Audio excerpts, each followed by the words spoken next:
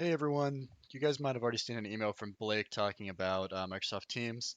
Now that we're all working from home thanks to COVID-19, this is something that would be very useful for everybody to hop onto during the next week or so. It'll be something that'll be useful afterwards, but especially while we're all separated from the office. Um, you can download this on your desktops if you'd like to, and if you want instructions on how to do that, I can always help you out. It works on Mac and PC. But for all of you going onto the terminal, if you haven't logged into it before, I'm sure you have been bombarded with Microsoft trying to tell you to log into Teams nearly every time you hop onto the terminal. Um, Microsoft Teams is basically Microsoft's proprietary messaging service. So if you guys ever use like AOL Messenger back in the day or something like that, it's the business version of that, or something similar to Skype if you've used that before. So I'm going to send out a couple instructional steps on how to log in along with this video in screenshot version if you have never logged in before. But since I've logged in before, I'm just going to take you through the sign in process from what I can see. As you see right now, I am on the remote desktop. Um, and so all of us are going to be able to have this with our 365 accounts. So if you guys can log into the terminal, then you have Microsoft Teams. And in order to sign in, you're just going to use your Energy Advisor's email.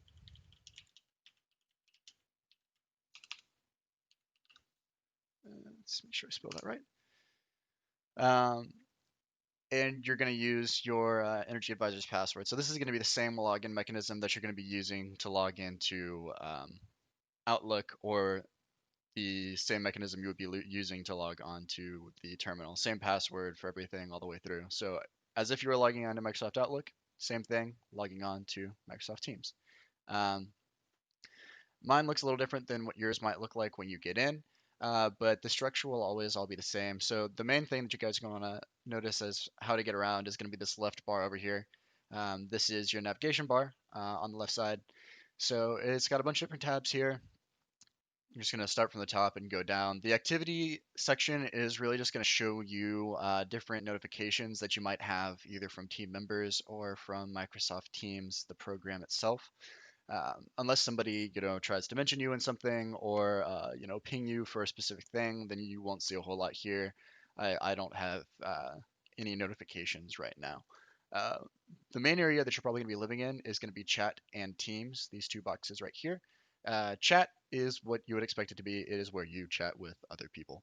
Um, as you have conversations with people, those conversations will show up here, just like in text messaging on an Apple phone. I think it looks the same most of the time on Android, but that's probably the closest relative to what this would be. So my entire conversation with Ken from way forever ago up until now is here.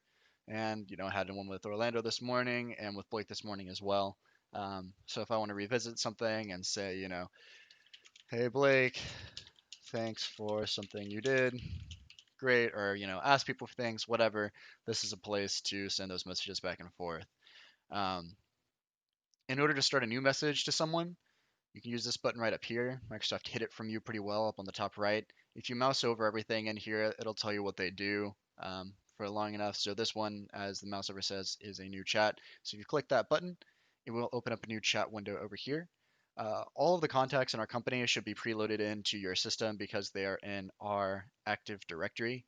Um, so even if you haven't had a conversation with someone before, you don't need to be putting all the contacts in here. It's kind of like your Outlook emails. The first time you got them, they already knew everybody in our company. So if I wanted to start a new conversation with, let's say, uh, let's see, Mark Gurgis, then, I just start typing a name. It'll show me people that fill that. And I can start having a conversation with him here, sending him information and things. Really, it's just going to be type and click enter and send, or you can click this fun button down here to click send. All these little widgets down here are just ways that you can format your message. So you can make it do colors and stuff. You can make it a very important message. You can attach files, attach happy emojis, GIFs. You can even attach a meeting schedule. So this really works a lot like Outlook in that function. So when I click that button, it'll allow me to send a message in the form of a meeting. Um, I assume we'll probably continue to mostly use Outlook for this, but this option is available through Teams as well. And I'll get into that a little bit more when I go into the calendar section over here.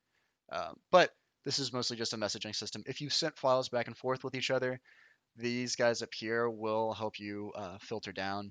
It'll show all the files that me and Mark might have sent back to each other, organizations that me and Mark have together, and activities that me and Mark might have had on the same organizations. And we'll get to organizations and teams in a second as well.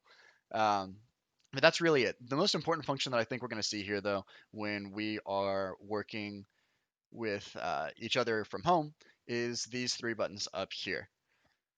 So this one, if I had a camera attached to my computer, which I don't right now, I could click and we could have a camera chat just like Skype or like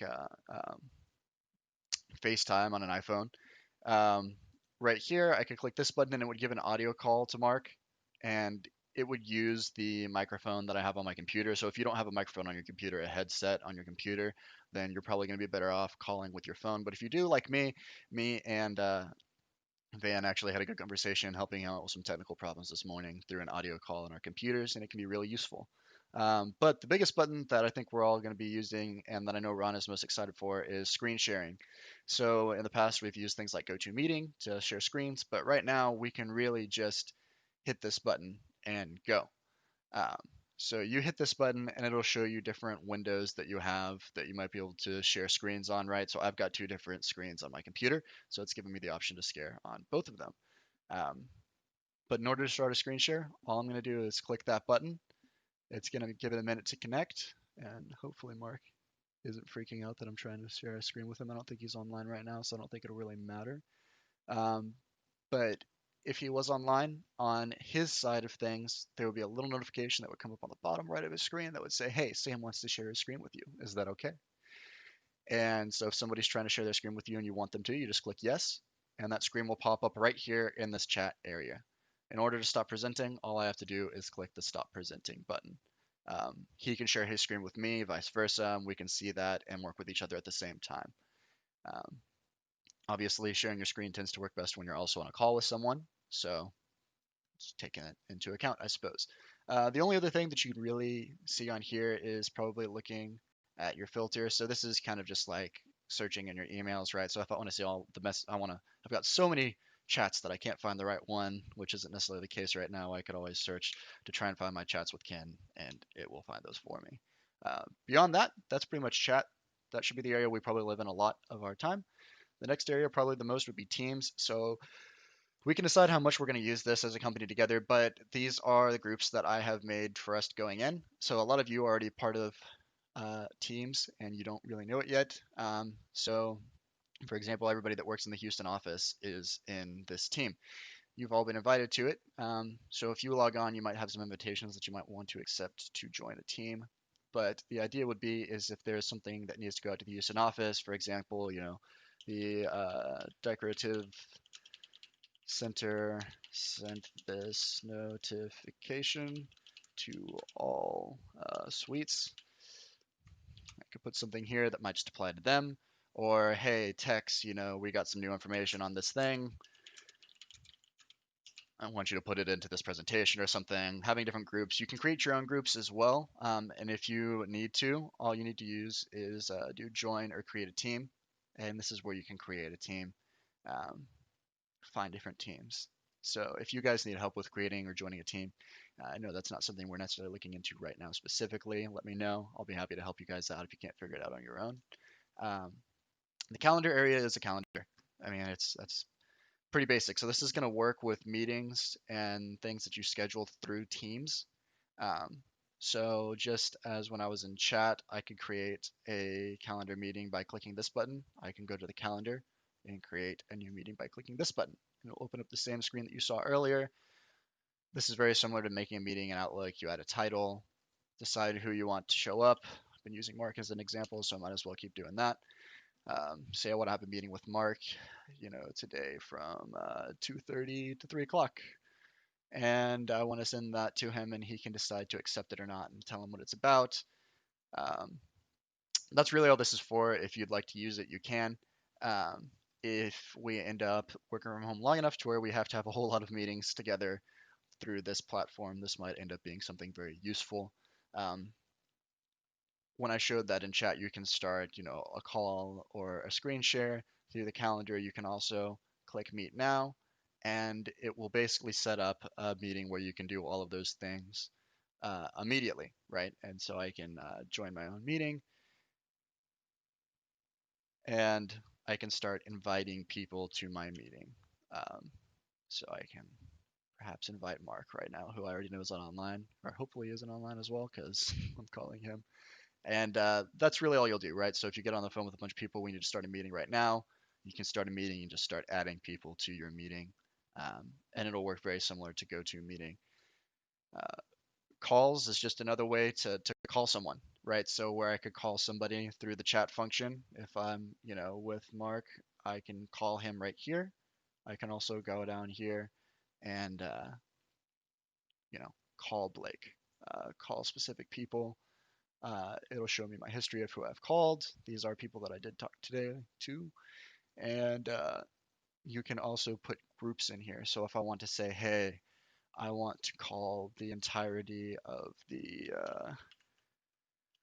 Houston office a lot of the time. So I want to create a group called the Houston office, and I want to start adding contacts to this group so I can call them all at the same time. Sometimes that might be something I would want to do. So if this is something that you want to customize as well, let me know and I can always help you out. But really, this is just a contact sheet that you can call people to like you would from the contact section in your cell phone. If people send you files, um, you can see them here. If you want to access your OneDrive and stuff, you can also do that from here. All of this integrates with Microsoft, and so this can just show files. This really what this would be useful for is if I wanted to look for a file to send to someone through Teams. It's just another way to look into Microsoft's things. If you're on your computer, honestly, this isn't as useful because you can look through your normal file system, but Teams does have a phone app, and if you're on your phone, this could be really useful because finding documents through SharePoint on your phone can be pretty arduous. Whereas here, I can just go to my file system on your phone. This is another way to access that. It might not be something that's super useful, but you guys now know it's here. The rest of this stuff, you can add on a bunch of different apps. This is just a few that they're suggesting to Teams because Teams integrates with all of Microsoft's different platforms. If we end up needing some of those things, we can go into them at some point, but I'm not going to go into them at this time. There's literally hundreds of apps that you can add on to this thing. And here's another button that you can go and find more apps. Right now, I don't really see a whole lot of need to add a bunch of different applications in here, especially on this initial tutorial showing you guys how things work. But if for some reason you say, hey, I wish Teams could do this thing, feel free to reach out to me. There very well might be an app that makes Teams do whatever thing you're wanting it to do. But yeah, that's about it. Activities, notifications, chat is where you chat with people. You add someone, start a new chat with this button, and go to old chats by clicking on the old chats. The teams section shows you different groups that you may or may not be in and allows you to create a new group. And groups are just group messages that allow you to communicate with lots of people at the same time.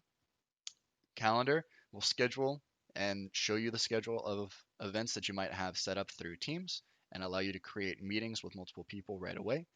The call button allows you to call people, pretty simplistic, and create groups of people that you might want to call in the future. And the files button shows you files, which again isn't as useful on the computer, but might be useful if you end up getting the Teams app on your phone. Just a note too, if you do get the Teams app on your phone, it does look different on the phone. If we end up needing a tutorial video for that as well, please let me know. I would be happy to make one, but I expect us to mostly be using this on the computer. Thank y'all. That's all I have for you guys for now. Feel free to send me back some messages if you have any questions, concerns, comments. You think I missed something or said something wrong. I very well could have. But hopefully this is helpful and hopefully this is a tool that we can use really well. There we go. Peter messaging me back already. While we are in quarantine. Thanks, guys.